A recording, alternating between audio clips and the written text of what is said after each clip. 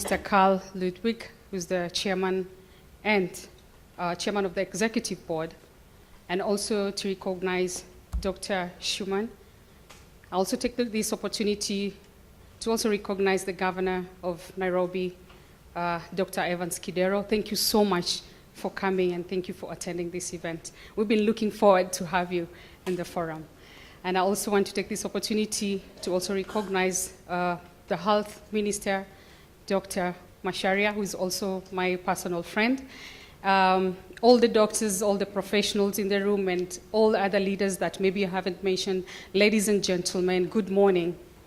Thank you very much, and I want to take this opportunity to also say thank you to Merck, because Merck started this initiative, which is a media campaign, basically, and Jimmy wanted me to say why. I'm not an expert in fertility matters. All I did was speak out. All I did was say something where nobody could speak, in a society where everything fertility and infertility is spoken in hushed tones.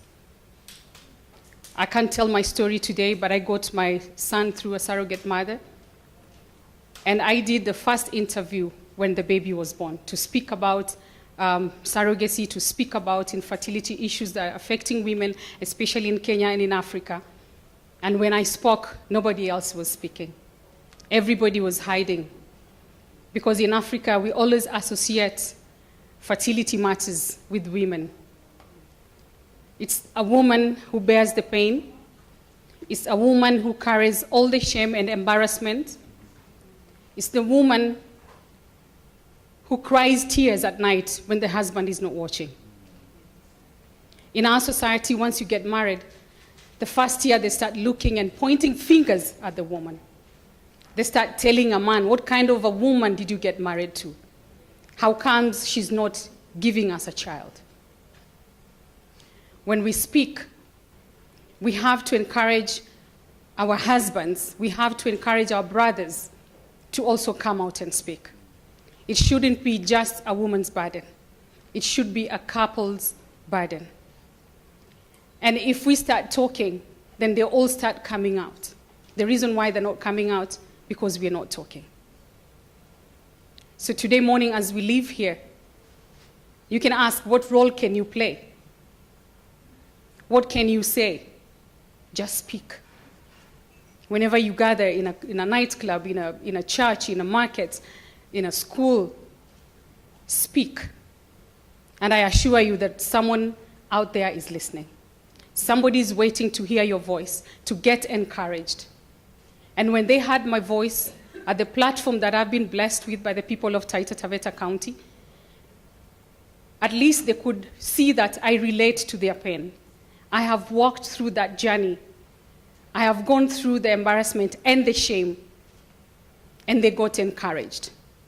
I want to thank you, to thank Dr. and Professor Koigi for also coming together to Open Fertility Society of Kenya, and all the efforts that we've seen around.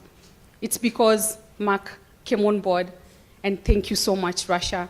You've been on the forefront on this, and as we started, it's not gonna end here in Kenya. We will go across the border, we will go all over in Africa, and make sure that together we fight the stigma, and that together we set the women of Africa free. We have IVF bill in Parliament. It's coming to a committee of the whole House, where we gather all the amendments from the public, from the experts, professionals, from church, from all other religions, because there is so much fear. It's a new thing in Kenya, but IVF itself is not new. It has been happening. So why don't we bring regulations and rules to make sure that it's governed? That's what we're doing from legislative part of it. And we want to encourage all the governors. After the bill has gone through, I'm sure we'll realize that the cost of it will go down. And for us is to push to make sure that all level 5 and level 4 hospitals, if possible, will have infertility clinics and IVF clinics. With the help of Dr. Macharia and the government, I'm sure we are able to set up those clinics so that to make sure there is accessibility to the women that are on the ground level.